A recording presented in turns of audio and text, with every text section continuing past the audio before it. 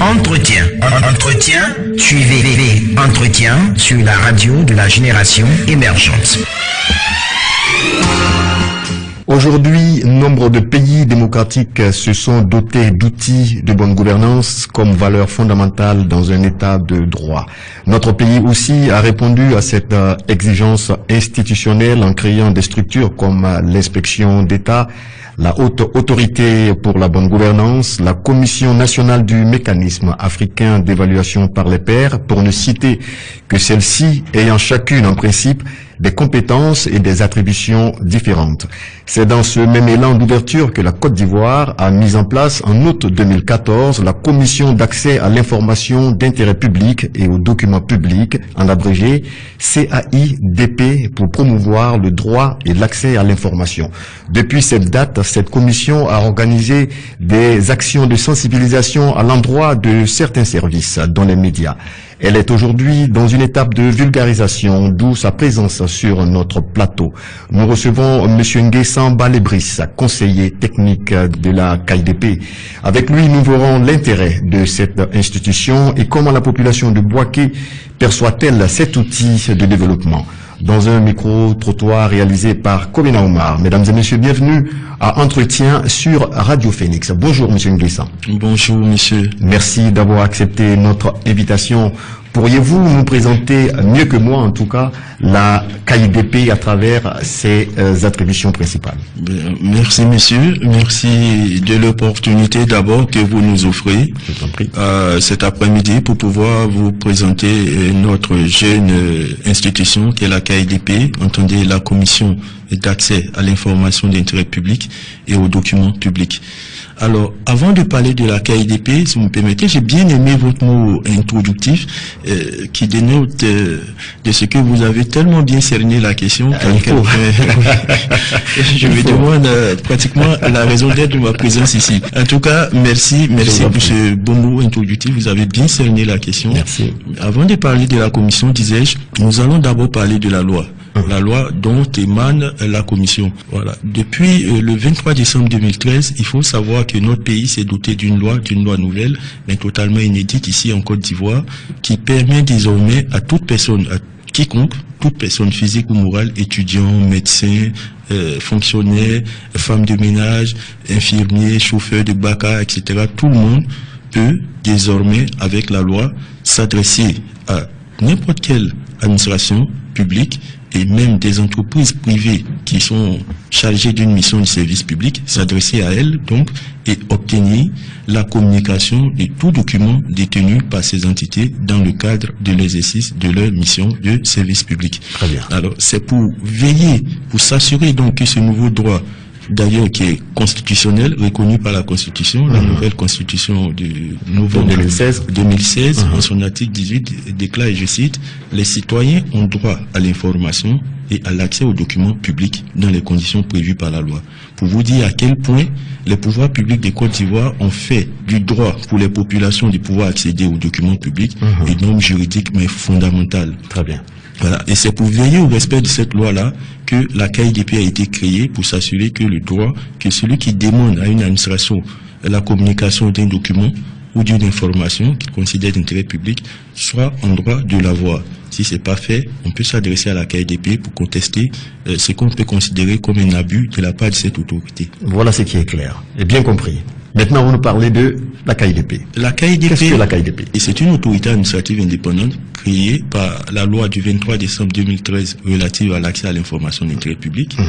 Une autorité administrative indépendante qui est composée d'un conseil de 12 membres, 12 membres nommés par décret ès-qualité, qui sont chargés, lorsqu'ils sont saisis d'un usager qui n'est pas content d'un refus qui lui a été opposé par une administration de faire droit à sa demande d'avoir accès à un document public, de saisir la CAIDP, et la CAIDP, une fois saisie, s'adresse à cette administration dans un premier temps, dans une démarche pédagogique, essayer, même si en amont, il y a eu plusieurs activités de vulgarisation de la loi, plusieurs séminaires d'appropriation des tests tenus à l'intention des administrations publiques notamment, mais la démarche pédagogique se poursuit. Parce que vous êtes sans ignorer certainement que en matière d'accès du citoyen aux documents publics, C'est la loi qui porte statut général de la fonction publique, celle du 11 septembre 1992, qui régissait la matière en deux de ces dispositions. Elle interdisait par principe aux fonctionnaires de communiquer à quiconque les informations, les documents dont il avait connaissance dans le cadre ou à l'occasion de l'exercice de ses fonctions, sous peine de sanctions pénales. Voilà, pour violation de secret professionnel. Et il encourait également des sanctions disciplinaires, lesquelles pouvaient aller jusqu'à la révocation. Il ne pouvait le faire que s'il avait l'autorisation de la hiérarchie. Bien sûr. D'accord. Et qu'est-ce qu'on appelle donc information d'intérêt public? Et qu'est-ce qu'on appelle document public? L'information, le document d'intérêt public, c'est tout ce que vous pouvez imaginer comme document. C'est tout ce que vous pouvez imaginer comme données détenues par les administrations publiques d'une part, et puis par les entreprises privées concessionnaires d'une mission de service public qui leur a été dévolue par l'État. Dans ce cas-là, on a les compagnies qui interviennent dans le secteur. Alors, on va y arriver parce que je vais vous poser la question de, je ne veux pas que ça passe subtilement, il faut que ce soit bien clair dans la tête des Boakéens. Les membres de votre commission, il y en a 12. Qui sont ces membres? Ces membres, ils sont issus de la société, mais prise dans toute sa globalité. Très bien. Voilà. Il y a le pouvoir exécutif qui est représenté. Il y a le pouvoir judiciaire qui est représenté. Il y a le pouvoir législatif qui est représenté. Il y a la société civile qui est représentée. Il y a le barreau qui est représenté. Il y a les médias qui sont représentés. Très bien. Il y a 12 membres. Je ne vais peut-être pas les citer. Oui, on ne va pas tous les citer, mais en tout cas, tout ce beau monde, l'on aurait compris, œuvre pour l'accès à l'information d'intérêt public. Votre mission se veut donc participative, puisque les médias, l'exécutif, vous avez dit, l'Assemblée nationale et surtout la société civile y figurent. Et notre équipe a évalué le niveau de connaissance de la population de Boaké sur votre rôle, sur vos actions. Suivons ce micro-trottoir réalisé par Kobena Omar dans la rue de Boaké. Monsieur Jean-Paul II. Ça m'intéresse pas. J'ai information, moi je suis un donateur. Donc moi ça m'intéresse pas. Sérieux. Moi c'est monsieur Yacouba Flambé. Aujourd'hui on n'a même pas accès à l'information. L'information même c'est devenu comme l'or maintenant. On n'a même pas accès à l'information. Tu vas voir qui pour te montrer, pour te dire que voici l'information, faut pas te faire. Tu peux pas avoir accès à l'information. Tout est devenu difficile maintenant. On dit de décentraliser les choses, mais on dirait même pas. On comprend rien. Même pour avoir accès même à un papier, même pour t'informer simplement, il n'y en a pas. Tu vas partir où? Tu n'as pas de relation, tes parents sont pauvres, tu vas faire comment? C'est difficile. Mademoiselle Ouattara, d'une part, j'ai pu dire l'accès dans des fonctions, c'est facile. Par contre, dans des fonctions, ce n'est pas facile. C'est facile où l'administration a un site. C'est facile pour avoir accès aux informations. Et si l'administration n'a pas de site, c'est pas facile pour avoir les informations. Fofana Ibrahim, il n'y a pas de sensibilisation, rien n'est fait pour qu'on puisse avoir accès à cette information-là, qui est d'ailleurs notre droit. Et si vraiment les gens pouvaient faire de telle sorte qu'on puisse avoir accès à ça de manière plus facile, ça va nous arranger. Moi c'est Traoré Fousseni, je suis réparateur de motos à Mamianou. L'accès aux documents publics, vraiment, aujourd'hui, pour avoir un document public, il faut se dire la vérité, ce n'est pas facile. Mais on te donne rendez-vous, tu vas partir, tu n'auras pas ton document. On va te donner des rendez-vous sur des rendez-vous. Mais pourtant, si tu as une connaissance là-bas, je crois que quand tu vas, on te remet ça directement. Monsieur Nguessan, on va dire c'est mitigé. Mais il y a plus de personnes qui connaissent moins cette loi, ou peut-être qui connaissent la loi, mais qui savent pas, qui n'ont pas accès à ces différentes entreprises ou qui ne savent pas comment aller vers ces entreprises. Est-ce que c'est une situation qui est propre à Boaké ou est-ce que c'est partout pareil en Côte d'Ivoire? C'est pas une situation qui est propre à Boaké. C'est pas une situation qui est propre à Boaké. Même à Abidjan, où nous avons mené une intense campagne de vulgarisation de la loi, de promotion du droit d'accès à l'information, la question se pose avec la même acuité. Les populations à Abidjan n'ont pas toujours connaissance de l'existence de la loi, encore moins celle de la KIDP. Donc, comme je lui l'ai dit d'entrée, depuis que la commission a pris fonction, l'impératif, la mission essentielle, c'était la vulgarisation de la loi. Et cette mission, nous allons certainement la poursuivre encore longtemps. Encore longtemps, parce qu'il faut que les populations s'approprient ce nouveau droit. Ce qui se faisait avant avec la loi, normalement, si elle est connue des populations, elle devrait pouvoir s'en servir. Oui, bien sûr. Elle devrait pouvoir s'en servir et le cas échéant, au cas où elle n'aurait pas reçu satisfaction, elle devrait pouvoir s'adresser à la KIDP. C'est d'ailleurs la raison de notre présence ici à Bouaké. Nous avons initié une caravane qu'on a dénommée caravane pour la promotion du droit d'accès à l'information, en vue de faire connaître la loi, en vue de faire connaître la KIDP aux populations de Bouaké et celle de Yamoussoukro. Nous revenons de Yamoussoukro, nous terminons ici et plus tard nous reviendrons avec Korogo, Daloa, Moi, et à terme nous envisageons sillonner l'ensemble des 31 régions du pays pour sensibiliser les populations, pour sensibiliser les organismes publics, pour sensibiliser les organisations de la société civile, pour sensibiliser les hommes des médias. Très bien. Nous déjà, hommes des médias, vous avez commencé par nous parce que je reconnais qu'on a tous participé à un séminaire de formation et d'information sur la loi, au droit et à l'accès à l'information. Il y a notre rôle aussi à jouer et donc il faut qu'on soit partie prenante. Mais est-ce que c'était fait à dessein? Parce que nous, c'était il y a 2 ans à peu près. Et vous venez avec un petit retard quand même. Est-ce que c'était fait à dessein ou ça répondait à un calendrier? Non, c'est pas vraiment qu'il y ait eu un calendrier préétabli. Je vous l'ai dit d'entrée, c'est par étapes. C'est par étapes. Depuis, nous existons seulement depuis 2 ans et demi. Depuis 2 ans et demi, déjà même à Abidjan où il y a eu cette intense campagne, les choses sont pas toujours sues comme il le faut. Ouais. Alors, maintenant, on va pas toujours rester à Abidjan. Bien sûr. Puisque cette campagne, la vulgarisation de la loi, cette mission que je qualifierais de substantielle de la KIDP, elle va s'étendre encore longtemps. Voilà. Mais il faut pas rester seulement à Abidjan. Les populations qui ont le droit d'accéder à l'information, c'est sur toute l'étendue du territoire. Bien sûr. Les organismes publics qui doivent communiquer l'information aux populations, ils sont également sur toute l'étendue du territoire. Donc c'est par étapes. Il n'est jamais trop tard pour bien faire.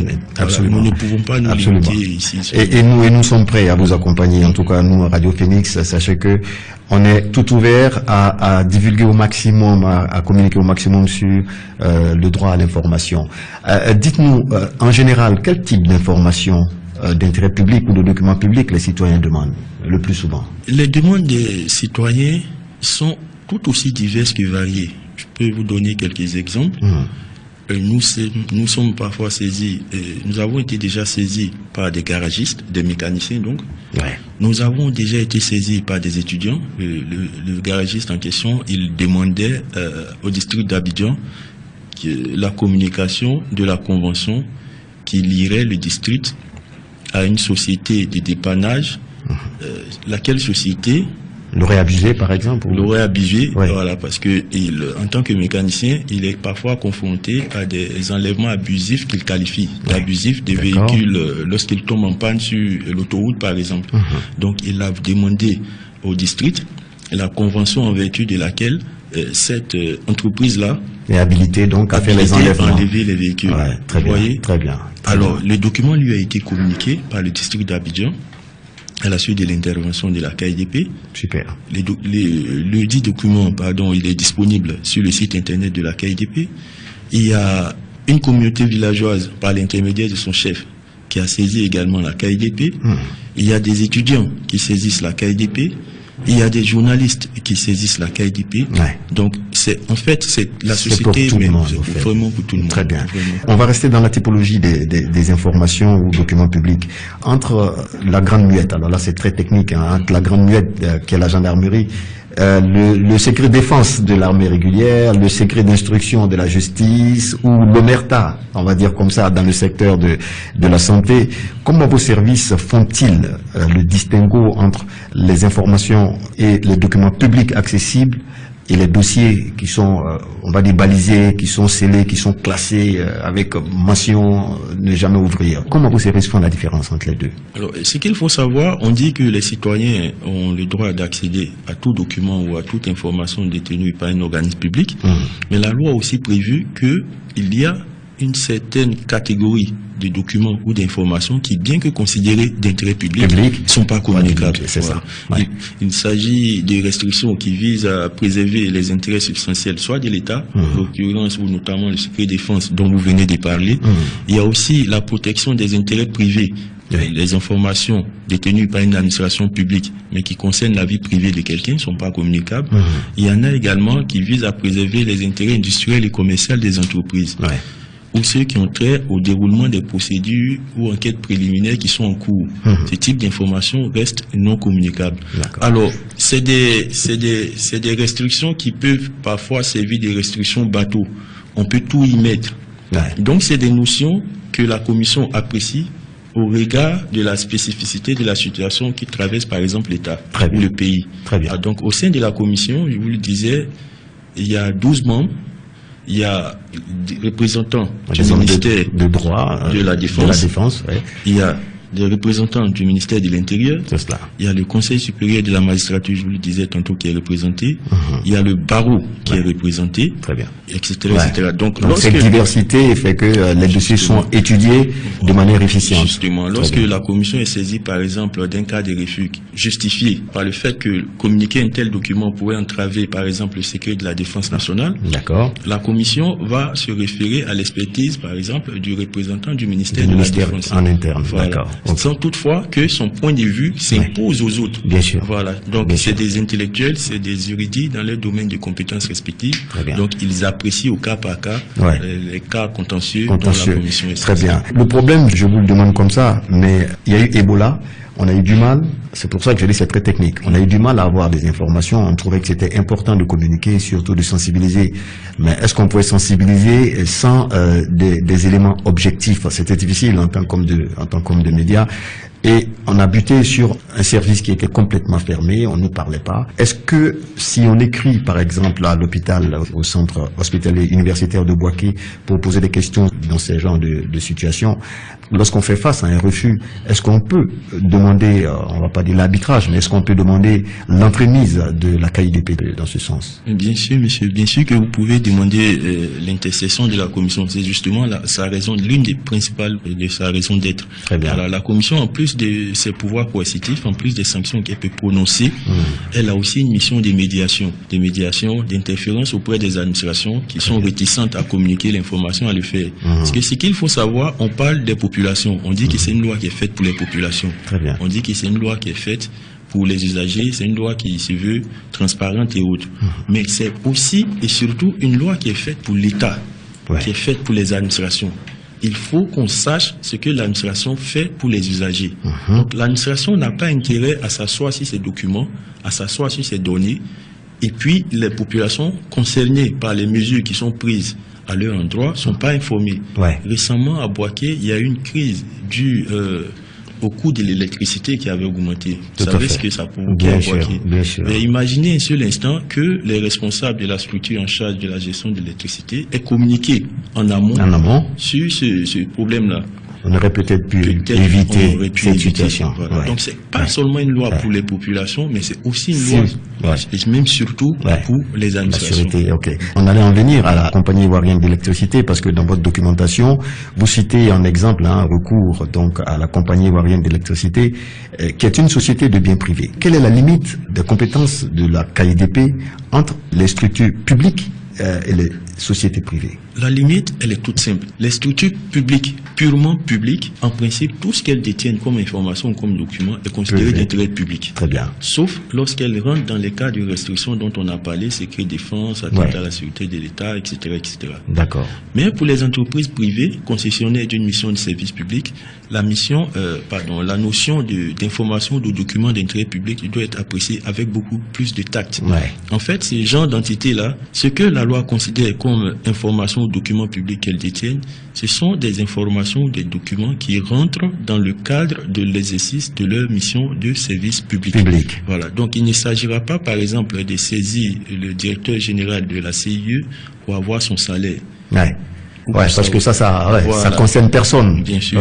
Et même la loi, la CIE a un droit de vous refuser la communication d'une telle information parce que ça porte atteinte aux intérêts privés de l'entreprise.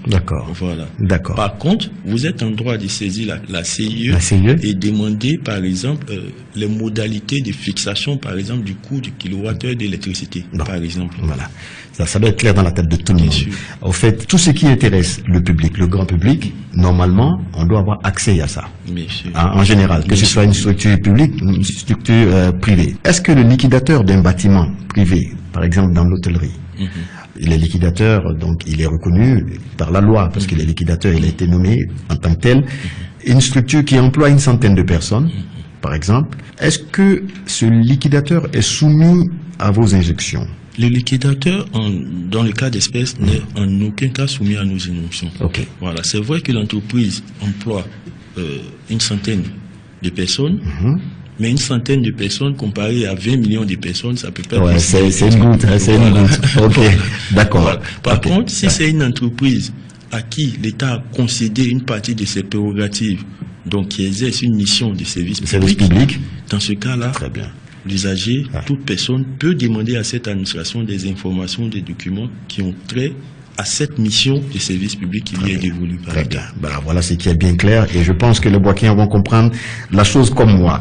Est-ce que le citoyen, dernière question avant d'arriver aux démarches, est-ce que le citoyen qui a déposé un document au service, par exemple, de légalisation d'une mairie, peut vous contacter en cas de retard ou de refus avéré de lui remettre ce document légalisé? Il faut bien faire la distinction en ce qui concerne les attributions de la KIDP. D'accord. Voilà. Il y a des entreprises publiques, mais qui exercent évidemment une mission de service public. Donc, dans le cadre des prestations qu'elle fournit à l'usager dans le cadre de ses attributions, c'est pas ce qui concerne... ça, c'est singulier, ça. Voilà. Ça, c'est envers un usager. Un usager, d'accord, justement. Ok. Par contre, vous êtes en droit de saisir la mairie pour avoir, par exemple, le montant alloué à la mairie pour promouvoir les activités de jeunesse, par exemple. Le budget de la mairie. Très bien. Les caniveaux ne sont pas récurés. Et quand il y a une petite pluie, ça inonde, ça déborde. Qu'est-ce que la mairie a comme budget pour récurer les caniveaux? Vous pouvez demander ce genre d'informations. Et il y a une session du conseil municipal, j'étais pas là, 3 mois après j'arrive, j'ai besoin de savoir ce qui a été décidé. Je peux demander à la mairie de me mettre à disposition le compte rendu de cette session. Bien sûr, le rapport de la mairie, les procès-verbaux, les comptes rendus, les notes de service, tout ça c'est considéré par la loi comme des documents d'intérêt public. Donc, communicable. Très bien. Et moi, je suis M. Yao, je viens de Frona, j'habite pas Boaké. Quelle est la démarche officielle que je dois faire auprès des services pour leur demander de mettre à disposition des documents publics ou de me donner certaines informations? Je suis pas étudiant, je suis pas docteur, je suis pas... Comment je fais? Alors, d'abord, il faut que vous sachiez écrire, lire. Au moins ça. Au moins ça. Mais ça, c'est pas une condition sine qua non. Si vous ne savez pas lire ou écrire, mais vous savez ce que la loi vous offre en tant que citoyen de ce pays comme opportunité, vous pouvez vous adresser à votre fils. Vous pouvez vous adresser à votre voisin. Vous lui dites, je veux saisir la mairie de Boaké pour connaître le budget qui est alloué à la mairie. Il va prendre une feuille, il va marquer sur cette feuille votre nom, votre prénom et votre qualité. D'accord. En fonction de la qualité, le délai imparti à la mairie pour vous répondre va varier. Vous devez préciser également le document que vous recherchez. C'est-à-dire, en l'occurrence, ça sera le budget de la mairie. Voilà. Maintenant, à qui est-ce que vous vous adressez à la mairie? La loi dit, en principe, c'est à la plus haute autorité hiérarchique. Donc, le responsable, le premier responsable. Le premier responsable, en l'occurrence, le maire. Le maire. Et la loi dit également que le maire a la possibilité de confier cette mission de responsable de l'information à l'un quelconque de ses collaborateurs. Donc, vous trouvez sur le site de la KIDP la liste des responsables de l'information. Très bien. Si la mairie de Boaké n'a pas de responsable de l'information sur la liste officielle qui est publiée par la KIDP sur son site, vous adressez votre requête, votre demande donc directement à monsieur le maire. Très bien. Si vous êtes citoyen ordinaire, le maire doit vous répondre dans un délai maximum de 30 jours. Si vous êtes journaliste ou si vous êtes chercheur, le maire doit vous répondre dans un délai de 15 jours. Si ce n'est pas fait, si le maire vous répond expressement pour dire qu'il ne peut pas vous communiquer son budget parce que ça ne vous regarde pas, si le maire garde silence à l'expiration des délais, vous êtes en droit de saisir la KIDP pour vous plaindre. Très bien. Très bien. Ben voilà ce qui est clair. Est-ce que c'est payant? Saisir la KIDP, il n'y a rien de plus gratuit. C'est-à-dire que vous n'êtes même pas obligé de vous déplacer à Abidjan. Vous êtes à Fouina, comme vous l'avez dit. Si vous avez la connexion Internet, vous pouvez juste scanner votre demande, adresser au président de la KIDP, vous précisez votre nom, votre prénom et les raisons pour lesquelles vous le saisissez. Vous scannez votre demande et vous envoyez à la KIDP sur son adresse mail que je vais certainement vous communiquer. Bien sûr, on va y arriver.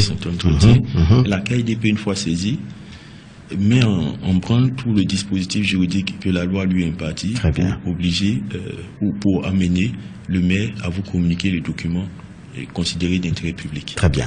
Donc, on va récapituler. J'écris au maire ou à un service d'intérêt public, on me répond dans un délai de 30 jours si je ne suis pas étudiant, si je ne suis pas chercheur, si je ne suis pas journaliste. Dans un délai de 30 jours, si on ne me répond pas, je peux aller vers la KIDP. Est-ce que je peux tenter une deuxième fois vers la mairie? Est-ce que je peux réécrire me disant, bon, peut-être qu'ils n'ont pas reçu, peut-être que... Est-ce que j'aurais tort de faire ça? Là, c'est bon vouloir. C'est une attitude qui relève de votre libre appréciation. D'accord. Vous pouvez le faire. Ok. D'accord. Sinon, le délai imparti, c'est 30 jours. Après les 30 jours, je saisis la KIDP. Bien sûr. Pour le moment, il n'y a que le mail qui fonctionne avec la KIDP. Non, nous avons une boîte postale. D'accord. Nous avons un contact téléphonique. D'accord. Nous avons un fax. Nous avons un site web que je vais vous communiquer. On va vous allez donner tout ça. On va redonner parce qu'on va rédiviser cette émission parce que c'est très important. Mais vous allez avoir une partie spéciale dans l'émission où on va donner tous les contacts. Alors, Madame Simone, elle est responsable du service communication d'une entreprise de la place à Ounansou. Elle connaît bien la KIDP. Et Kobena lui a posé la question si les gens pouvaient compter sur la KIDP. Et voilà ce qu'elle dit. L'accès à l'information et aux documents publics est une bonne initiative parce que cela permet aux étudiants ou à n'importe qui de pouvoir avoir accès facilement aux documents qu'ils désirent avoir pour pouvoir soit traiter un rapport ou mener à bien ce qu'il a à faire. Alors, cette initiative n'existe pas seulement qu'en Côte d'Ivoire.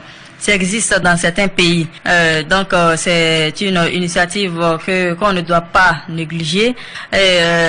Encourager d'ailleurs ces personnes qui ont nourri cette idée, qui ont mis cette idée en place pour pouvoir vraiment se donner à fond pour que cela puisse aller encore plus loin. Je pense bien que comme solution, on peut saisir la KIDP qui, voilà, aujourd'hui a pris la lourde tâche d'être en quelque sorte la voix des sans-voix, voilà, qui est d'ailleurs mieux placée pour gérer le problème de cette personne. Ou à défaut, il faut s'adresser à des personnes mieux placées. Bon, elle parle des personnes qui sont devenues la voix des sans-voix et qui ont décidé de mettre en place la KIDP. Bon, c'est le chef d'État, c'est le gouvernement.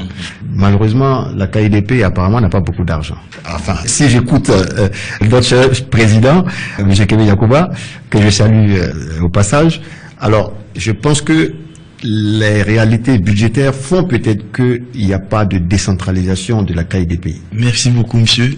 Les réalités budgétaires, c'est des difficultés auxquelles pratiquement toutes les entités publiques y sont confrontées. Ouais. Voilà. Si en tant que structure publique, vous voulez regarder votre budget pour travailler, c'est clair que vous ne ferez rien. Ouais. Heureusement, à la KIDP, nous avons un homme qui préside aux destinées de cette structure pour l'instant, qui est un homme de conviction, qui croit en ce qu'il fait, qu'il veut que la mission qui lui a été confiée soit menée à bien. Donc avec les maigres moyens que nous avons, nous faisons tout pour que la loi soit connue. Nous faisons tout pour que le droit des populations à accéder à l'information soit respecté. Nous faisons tout pour que les administrations publiques communiquent proactivement sur les activités, sur les missions, sur ce qu'elles font pour les usagers. Et c'est salutaire, c'est salutaire. Au-delà de cette difficulté, le président de la KIDP, M. Kébé Yacouba, lui-même, lors d'une interview sur la plateforme de Radio Synergie, plateforme dont Radio Phoenix est d'ailleurs membre, a mentionné les difficultés budgétaires, comme je disais tout à l'heure. Comment fonctionne la KIDP sur le plan financier? Sur le plan financier, peut-être que c'est le DAF qui peut répondre à cette question. Mais déjà, ce que je peux vous dire, nous avons une dotation budgétaire de l'État. De l'État, oui. Voilà. Et nous avons également quelques partenaires, mais qui nous aident avec quelques petits moyens, certes, mais qui nous aident à faire des grandes choses. C'est ça. Qui croient au bien fondé de la mission qui nous a été confiée, qui nous accompagne dans le cadre de l'exercice de nos missions. Voilà, avec des petits moyens, certes, mais qui nous aident à faire de grandes choses. Pouvons-nous parler d'autonomie financière au niveau de la KIDP? Autonomie financière, oui, bien sûr, puisque la commission selon le décret qui porte organisation et attribution de la KIDP, elle est une autorité administrative indépendante dotée de la personnalité morale et de l'autonomie financière. Mais par autonomie financière, il ne faut pas entendre que la KIDP génère des ressources, qu'elle produit de l'argent. Non, non. Ça veut dire qu'elle a un budget qui lui est alloué par l'État, qu'elle gère, avec lequel elle travaille. Très bien. Voilà. Très bien. En tout cas, nous, on vous tire notre chapeau parce que depuis 2 ans, franchement, la population peut-être n'a pas encore bénéficié de vos actions, mais nous, dans les médias, on sait qu'on ne fait pas une semaine en général sans parler de vos activités, ce que vous faites. Et comme je disais tantôt, on va continuer à vous accompagner. Merci. Alors, pour revenir à la démarche de l'usager vers le service public, lorsque le refus est constaté, lorsque la KIDP entre en action, quels moyens la KIDP a, quels moyens de pression et de répression également la KIDP a pour faire parler le droit? Pour vous dire à quel point les autorités publiques, en tout cas les pouvoirs publics de ce pays, ont voulu que le droit des populations à accéder aux documents publics soit une réalité, en plus d'avoir pris une loi, comme vous l'avez dit dans votre mot introductif, à l'instar de nombreux autres pays, le législateur ivoirien est allé beaucoup plus loin. Il a créé une structure, il lui a conféré un statut d'autorité administrative indépendante pour ne pas qu'elle subisse de pression de quiconque. Tout à fait. Pour veiller à ce que ce droit fondamental reconnu aux populations soit respecté. Donc, on ne peut pas créer une structure et puis ne pas lui donner les moyens de pouvoir exercer les prérogatives de la KIDP au regard des tests. La commission a un pouvoir d'investigation. Donc, lorsqu'elle est saisie, elle a le droit de s'adresser à l'administration, demander pourquoi l'information n'a pas été communiquée, de communiquer si le document est d'intérêt public. Elle a un pouvoir de médiation aussi. Elle intercède beaucoup avant de sortir les muscles en griffe. Elle intercède beaucoup auprès des administrations pour les amener à adhérer à la loi. Elle dit que le document que vous avez refusé de communiquer à M. X est au regard de la loi relative à l'accès à l'information d'intérêt public est un document public, donc il faut le communiquer. En général, les recommandations de la commission sont suivies. Ça se passe bien. Lorsque ce n'est pas suivi, les muscles en griffe sortent. Oui. La commission a un pouvoir d'injonction. Elle peut rendre une décision pour mettre en demeure une administration publique d'avoir communiqué le document. Elle a également un pouvoir d'amende. Elle peut infliger une amende à une administration qui refuse de communiquer le document.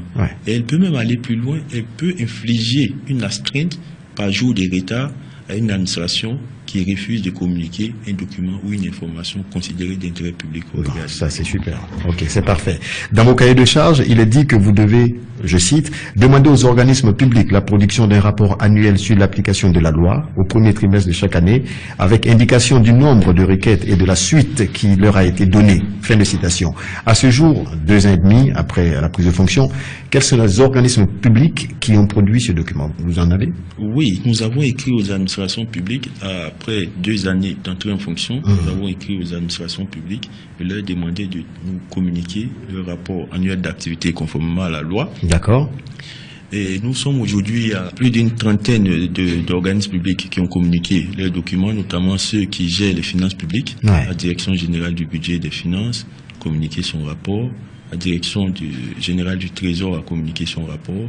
Il y a au moins plus d'une trentaine d'organismes publics qui ont communiqué à ce jour et ça vient régulièrement. C'est super. Donc tout va bien. Oui, tout va bien. On peut dire ça comme ça. D'accord. L'adhésion qui est plus ou moins... Très bien. La population réagit tardivement. Le changement de mentalité, je pense que ça peut pas venir que de la KIDP. C'est surtout d'abord de nous que ça vient. Est-ce que vous pensez que à 3 ans, par exemple, on peut marquer une pause pour voir l'impact des différentes communications sur la population? Oui, pourquoi pas, parce que nous, en fait, l'impact, nous l'apprécions au quotidien. Nous l'apprécions au quotidien via les requêtes qui nous sont adressées, via les requêtes adressées aux administrations publiques dans lesquelles nous sommes mis en copie. Nous apprécions déjà l'effectivité du droit d'accès à l'information et puis également par le biais du rapport d'activité qui nous a été produit par les organismes publics. L'évaluation de l'effectivité du droit des populations à accéder à l'information, la KIDP le fait quasiment au quotidien. Super.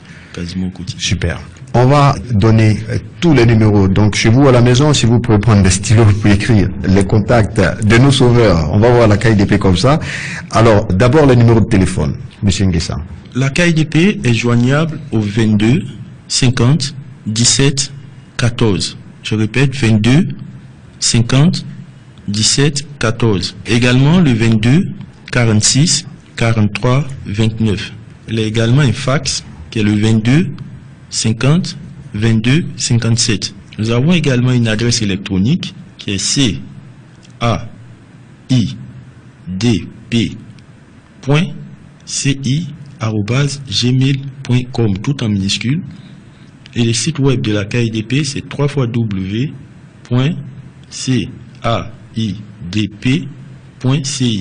Nous avons également une adresse postale qui est le 06 BP 25 42 Abidjan 06.